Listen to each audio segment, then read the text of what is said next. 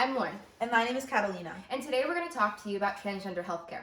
The transgender healthcare field includes the prevention, diagnosis, and treatment of physical and mental health conditions of the transgender population. With this being our third year of competition, we really wanted to educate others and challenge ourselves by researching a topic that we had really had little prior knowledge about. So we decided to cover transgender medicine.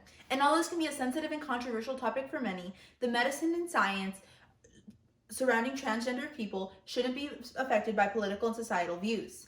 And in order to become a part of this very interesting field, as either an endocrinologist, surgeon, or psychologist, one will usually have to go through a very extensive educational path.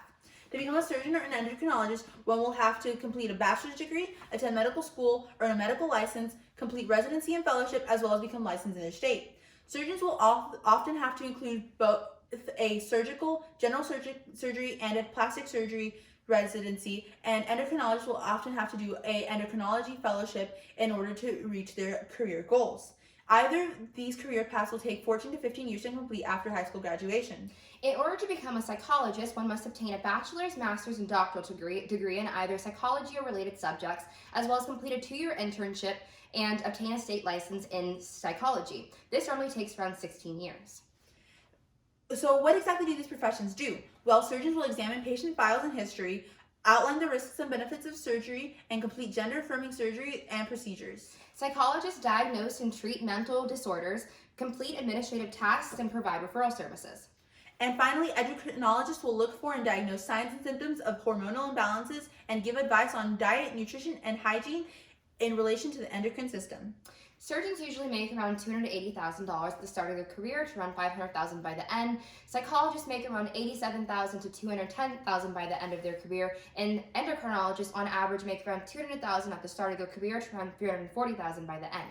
We were lucky enough to meet with a healthcare professional in each of these fields, and for endocrinology, we've met with Dr. Zwiener, a specialist in working with transgender patients. She talked to us about how transgender men who need testosterone to complete their transition will often be able to get that testosterone from a general doctor, whereas transgender women who need both estrogen and progesterone generally have to go to a specialist. She also talked to us about the different methods of getting these hormones into one's system, the most popular of which is shots. Shots often are used because they can easily help increase doses. However, patches and topical creams can also be used. They tend to be a bit more expensive though, and can become ineffective, especially in the Houston heat where they tend to slide off. For many patients, starting hormone therapy is the first step, whereas surgery is the second. So surgeons use surgical procedures and surgeries to help patients transition into the preferred gender. So we had the opportunity to speak with 3 surgeons, Dr. Boddington, Dr. Crane, and Dr. Mosser, as well as one RN specializing in transgender surgery, Logan Berrien. They explained to us the specifics of surgery, including the masculinization of the chest, the feminization of the chest, vaginoplasties, in which multiple methods can be used, including one in which the peritoneal lining is used to create a vaginal lining, and one in which the colon is used to create a vaginal canal. They also explained to us phalloplasties, as you can see on our board, in which surgeons create a skin graft from the forearm and wrap it around a catheter to create a phallus or a penis. They then attach the phallus above the vulva or the outside of the vagina, and then complete a vaginectomy in which the vagina is removed to be able to make place for the testicles. The testicles are created by the labia majora, or the scrotum is created by the labia majora, and the testicular implants are implanted to create the testicles. Finally, we were able to talk with 4 different psychologists: Ms. Kristen Carpenter, Dr. LaToya Gilmore, Dr. Alcar Lawsey, a retired professor from OSU, and Psych D. Stanley.